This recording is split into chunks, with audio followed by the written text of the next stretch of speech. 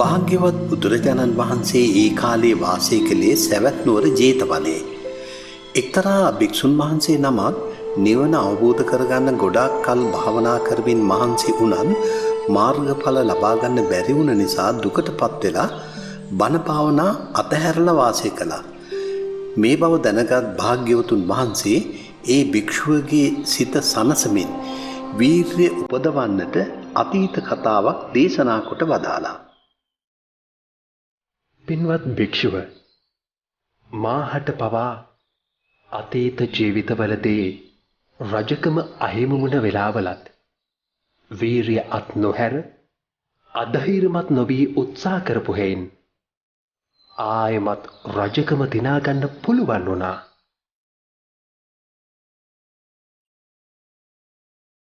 මහා සීලව ජාතකය.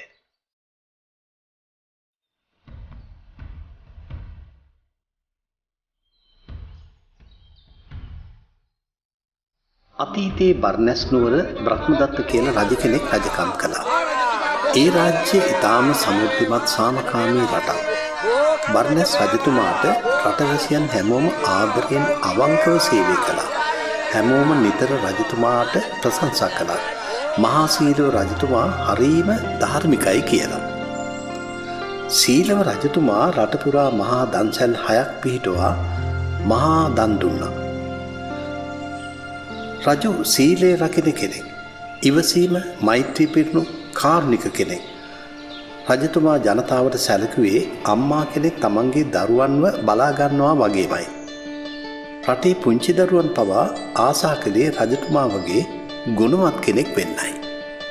රජතුමාගේ කරුණාව නිසා එක්තරා අසත්පුරුෂ ඇමතියෙක් රාජනීතියටත් බය නැති වුණා.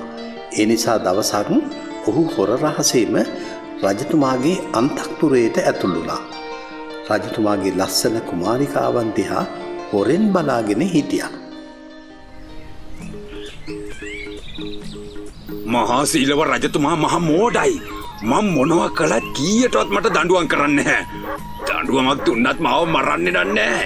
එහෙව් එකේ මම මොන එකකට බය වෙනවද? ඔහු මහා සීලව රජතුමාගේ කරුණාවෙන් අයුතු ප්‍රයෝජන ගත්තා. එක ලස්සන කුමාරිකාවක් එක්ක ඔහු වරදේ හැසිරුණා. ටික දවසකින් ඇමතියාගේ මේ වැරද්ද හෙළි වුණා. ඇමතිවරු රජතුමාට මේ බව දන්වා සිටියා. දේවයන් වහන්සේ, මේ දුෂ්ට මිනිහා අන්තఃපුරයේ බිසවුන් වහන්සේලා එක්ක වරදේ හැසිරුණා. ස්වාමීනි, ඔහුට සුදුසු මරණ දඬුවමයි.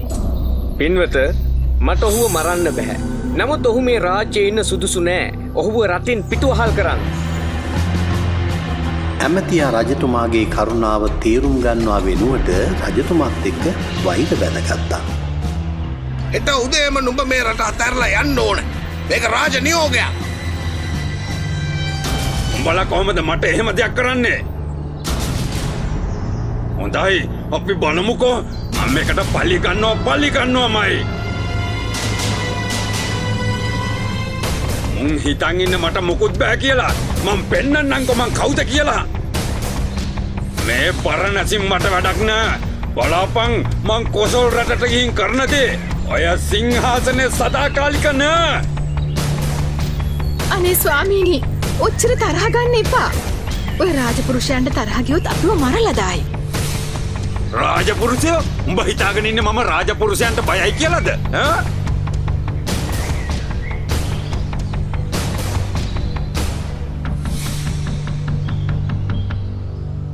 ඒ ඇමතියා තමාගේ බිරිඳත් එක්ක කඳු ගංගා පසු කරමින් කොසල් රට කරා ගමන් කළා.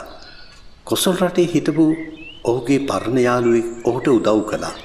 ඔහු කෝසල මහරජුගේ ඇමතියෙක් නිසා රාජ්‍ය සේවයට මේ ඇමතියාවත් බඳවා ගන්න ඔහු උපකාර කළා. කොසල් රජුට සේවය කරමින් මොහු ටිකෙන් ටික රජතුමාට ගොඩාක් හිතවත් වුණා. නිතර බරණැස ගැන විස්තර කියන්න පටන් ගත්තා. රාජ්‍ය අල්ලගන්නට යුද්ධ කරන්න රජතුමාව පොළඹවන්නට උත්සාහ කළා. දේවයන් වහන්සේ, මහා සීලව රජතුමා කොන්ද පණ නැති කෙනෙක්. අඩුම තරමේ කූඹියෙක්වත් මරන්නේ නැහැ. අපි යුද්ධ කළොත් නම් දිනුම නිකම් අපේ යතේ. මේ වගේ අවස්ථාවක් අපිට අරින්න එපා රජතුමනි.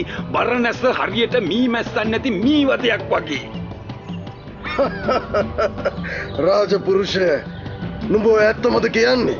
බුරුපුරසාරන් තොඩනව නෙවෙයි නේද? කූම්බියෙක්වත් මරන්න නැත්තම් ඔහු රජෙක්ද තවුසෙක්ද? දේවයන් වහන්සේ මම මොකට බොරු කියනවද?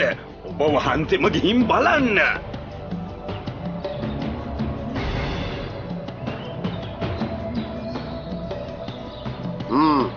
එබා රාජපුරුෂයනි මෙන්න මෙයයි විය යුත්තේ. නුඹලා හොරුන් වගේ වෙස්වලාගෙන බර්නස් නුවර ගෙවල් වලට පැනලා මංකොල්ල කන්න. ඊට පස්සේ රාජපුරුෂයන්ට නුඹලා අහුවෙන විදිහට කටයුතු කරන්න. සීලව රජතුමාට කියන්න නුඹලා හොරකමට පෙළඹුණේ දුප්පත්කම නිසා කියලා. මට බලා ගන්න ඕනේ මහා සීලව රජු උඹලාට මොකද්ද කරන්න කියලා. අපි බලමු ඔහු ඇත්තටම අපේ ඇමතියා කියන විදිහ කෙනෙක්ද කියලා. කොසල් රජතුමා සැලසුම් කළ විදිහටම ඒ තරපුරුෂයන් සොරකමේ යෙදුණා. මහා සීලව රජුගේ රාජපුරුෂයන් හොරුන්ව අල්ලාගෙන රජු ළඟට ගියා. ස්වාමීනි මට සමා වෙන්න. මම හොරකම් කළේ දුප්පත්කම නිසා. අපි වැඩි හරියක් ඉන්නේ හාමතේ. අනේ ස්වාමීනි මට පොඩි උන් 10 දෙනෙක් ඉන්නවා. උන්ගේ බඩ වියත රැකලා දෙන්නයි මං හොරකමට පෙළඹුණේ. මට වෙන කරන්න දෙයක් නෑ ස්වාමීනි. ඉතින් දරුවනේ ඇයි ඔබ මට ඇවිත් කිව්වේ නැත්තේ? මට කිව්වනම් මං උදව් කරනවනේ. මින් මත්තට ඔය වගේ වැරදි වැඩ කරන්න එපා. සීලවන්ත වෙන්න. මම ඔබට ධනය දෙන්නම්. ධාර්මික රස්සාවක් කරලා අමුදරුවන්ව පෝෂණය කරන්න.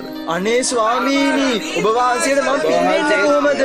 අනේ ඔබ වහන්සේට දීර්ඝායුෂ ලැබේවා. දීර්ඝායුෂ ලැබේවා ස්වාමීනි.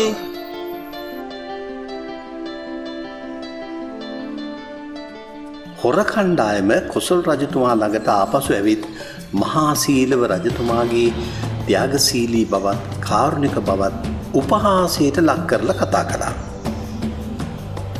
අනේ ස්වාමීනි මහා සීලව රජතුමා මහා කොන්ද පණ නැති මිනිහෙක්. ඔබ වහන්සේ වගේ මහා අනුභාව සම්පන්න නෑ. ඒක හරියට අහසට පොළොව වගේ. සීලව රජතුමා සටනට එන කෙනෙක් නන් නෙවෙයි. මෝඩෙක් වගේ හැම එකටම සමාව දෙනවා. එහෙනම් දැන් යුද්ධ කරන්න සුදුසු කාලයයි. බොරණස් රාජ්‍ය දැන් අපේ අතේ. සෙන්පති යුද්ධයට ලෑස්ති වෙන්න. සිවුරංග සේනාව ලෑස්ති කරපන්.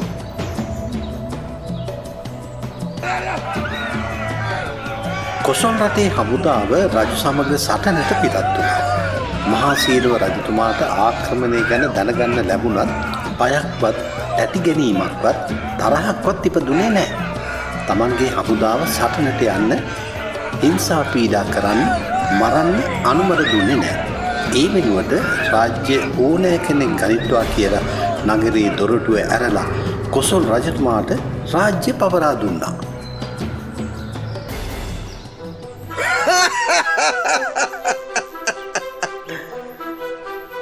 මහා සීලව රජතුමා මහා බයගොල්ලෙක්. කිසිම සටනක් නැතුව හැම වස්තුවක්ම මට අයිති වුණා. එමත් මෝඩෙක්. මගේ ඇමතිය නම් කියපු කතාව හරියටම හරි.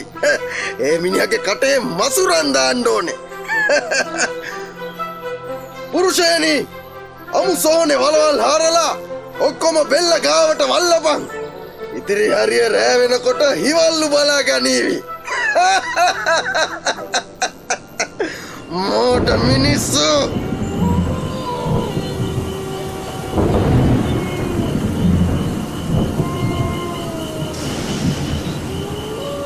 එදා රාත්‍රී කොසල් රජතුමාත් වෛර බැඳපු ඇමතියත් ජය පැන්වී සතුටු වුණා. සීලව රජතුමා ඇතුළු පිරිස අමු සොහොනේ වැළලුවා. සීලව රජතුමා ඇමතිවරුන්ට කතා කළා.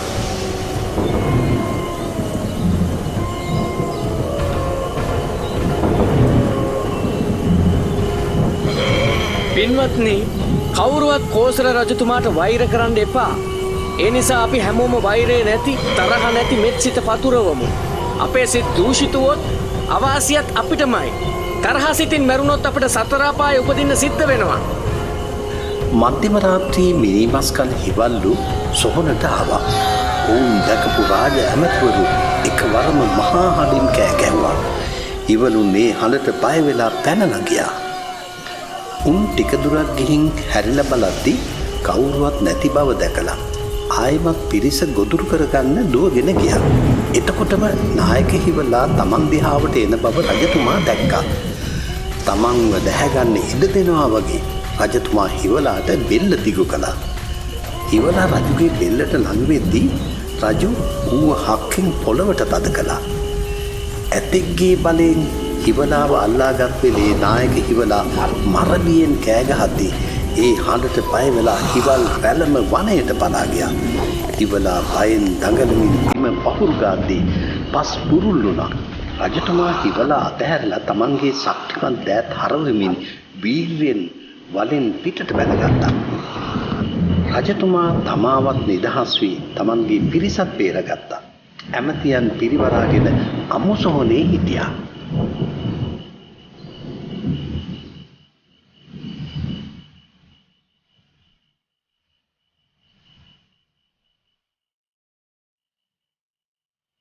සොහොනේ තවත් පැත්තක යක්ෂයන් දෙදෙනෙක් වාසය කළා. ඒ යකුන් දෙන්නා මලමිනියක් බෙදා ගන්න බැරුව වාද කරන්න පටන් ගත්තා. එම්බල යක්ෂයා මේ මිනිහ අයිති මටයි. මේ හිස යොමු වෙලා තියෙන්නේ මගේ පැත්තටයි. ඒ නිසා මිනිහ මගේ. ඒ යක්ෂයා මේ මිනිහ පය ගහලා තියෙන මගේ කොටසේ. ඒ නිසා මිනිහ මගේ. එම්බල යකෝ මේක අපි දෙන්නට බේරුමක් කරගන්න බෑ. අපි මේක නෝනෙත් එක්ක ගහලා විසඳගමු. මහා සීලව රජු ධාර්මිකයි. ප්‍රඥාවන්තයි. දැන් රජතුමා ඉන්නේ මේ සොනේ අනිත් පැත්තේ. අපි රජතුමාට කියමු.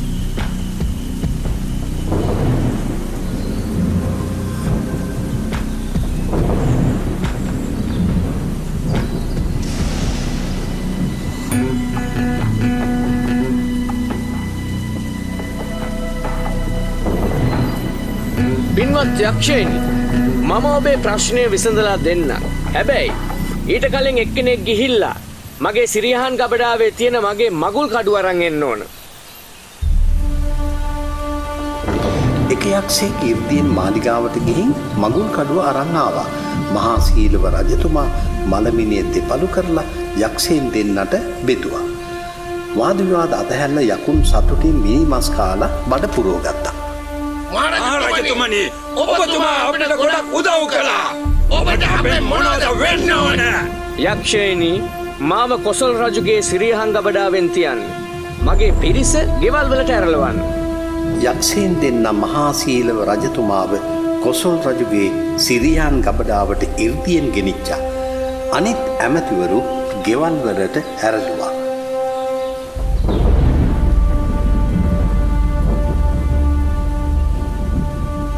මහා සීලව රජතුමා නිදාගෙන හිටපු කොසල් රජතුමාගේ ශරීරයේ මතට කඩුව දැම්මා. කොසල් රජු හොඳටම බයට පත් වෙලා නැගිට්ටා. මහා සීලව ඔබ මෙතන? ඔබ කොහොමද මෙතනට ආවේ? ඔබ කොහොමද ජීවතුන් අතර ඉන්නේ තවමත්? මට මේ කිසිවක් අදාගන්න බෑ. මහා සීලව රජතුමා සොහොනේ සිදුවන හැම දෙයක්ම කෝසල රජතුමාට හෙළිදරව් කළා. ඒක අහපු කොසල් රජතුමාට ගොඩාක් දුක හිතුණා. මොකද ඔහුට බැරි වුණා රළු දරුණු ගති තියෙන යකුන් පවා අඳුනගත්ත සීලව රජතුමාගේ ගුණ තේරුම් ගන්න. ඒ ගැන ඔහු ගොඩාක් ලැජ්ජා වුණා. පින්වත් මහා සීලව රජතුමනි, මම ඔබට දිවුරා පොරොන්දු වෙනවා මින්පසු කිසි දවසක මම ඔබට ද්‍රෝහි වෙන්නේ නැහැ. අද ඉඳලා මේ රාජ්‍ය ආයිත් ඔබතුමාගේ රාජ්‍ය බවට පත් කරනවා. මින් පස්සේ මේ රාජ්‍ය ආරක්ෂාව ගැන මම සියලු දේ බලා ගන්නම්. ඔබතුමා ඒ ගැන කරදර වෙන්න කිසිදු උවමනාවක් නැහැ. ඔබතුමා සුවසේ රාජ්‍ය පාලනය කරන්න. අර කේලාම් කියපු ඇමතියාට කොසල් රජු දඬුවම් කළා. මහා සීලව රජතුමා රටේ ජනතාව ඇමතුවා. පින්වත්නි, මම උත්සාහය අත්හැරියා නම් හැම සම්පතක්ම අහිමි වෙනවා. ඒ නිසා උත්සාහය නම් අතහරින්න එපා. බුදුරජාණන් වහන්සේ මහා සීලව ජාතකයේ දේශනා කළාම අර වීර්යත්තල භික්ෂුවගේ හිතට වීර්යය ඇති වුණා. චතුරාර්ය සත්‍ය ශ්‍රවණය කරලා ඒ මොහොතේම අරහත් බවට පත් වුණා.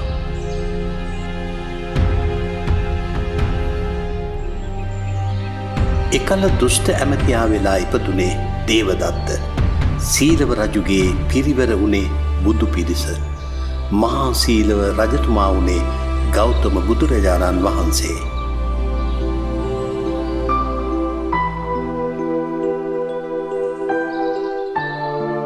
නමෝ බුද්ධාය.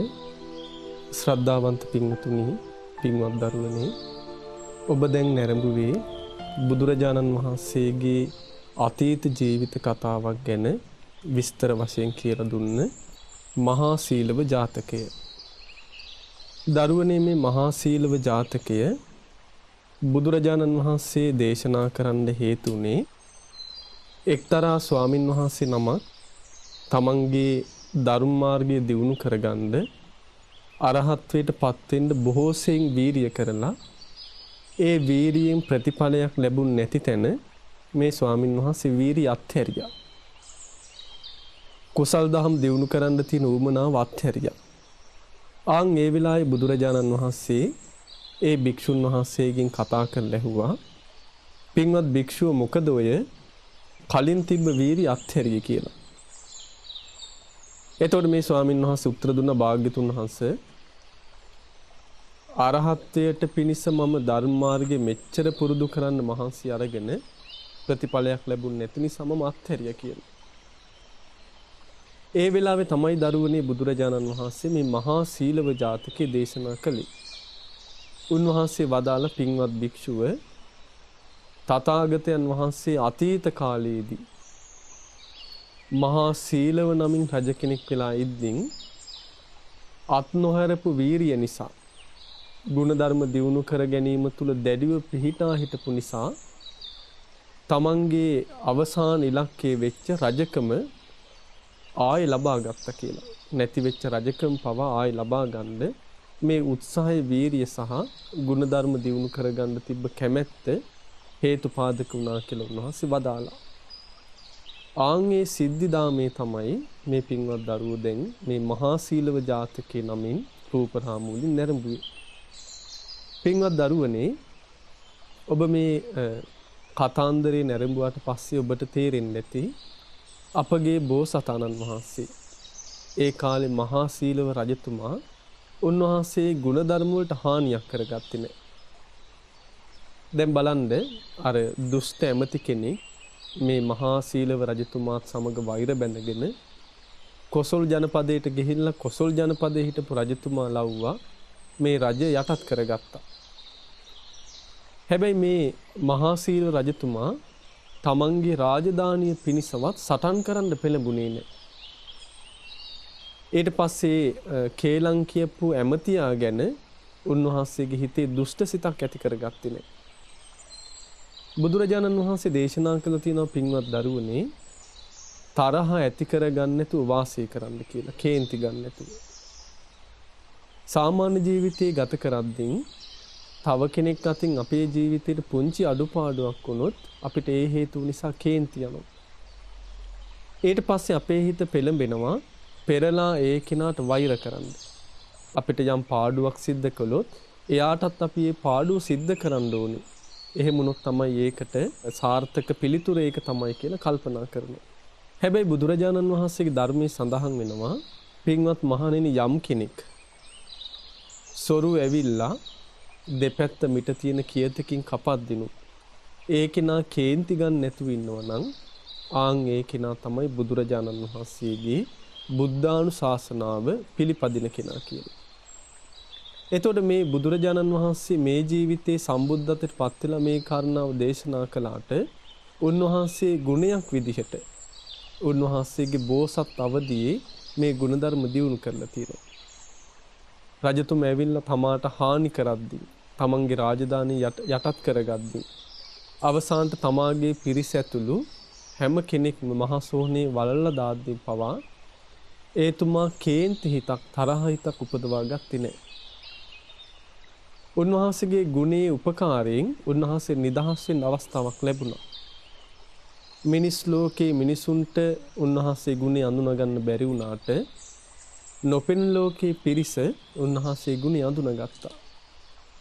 එහෙමනම් දරුවනේ, අපි තේරුම් ගන්න ඕනේ, අපි කල්පනා කරන්න ඕනේ, යම් කාලයක අපි ගුණයක් දියුණු කරද්දී මනුස්ස ලෝකේ ඉන්න අද කාලේ පිරිස ඒකට ප්‍රශංසා කරන්නේ නැති වෙන්න පුළුවන්. සමහරට අපිට ගරහන්න පුළුවන් ඇයි ඔයාට මෙහෙම හානියක් කළාට පස්සේ ඔයා මොකද ඒකට ප්‍රතික්‍රියාවක් කරන්නේ නැත්තේ කියලා.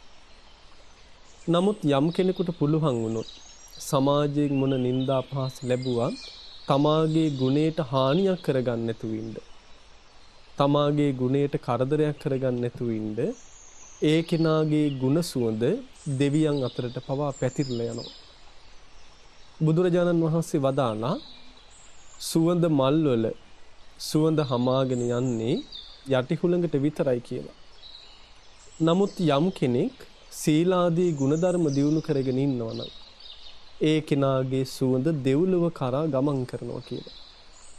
ඒක නිසා පින්වත් දරුවනේ ඔබ මේ ජාතක කතා නැරඹුවට පස්සේ කතා රසයක් විඳිනවා වගේම කතාව තුලින් අපි තේරුම් ගන්න ඕනේ බුදුරජාණන් වහන්සේ මොකක්ද මේ ගුණයක් දියුණු කරගන්න කියලා කිව්වේ.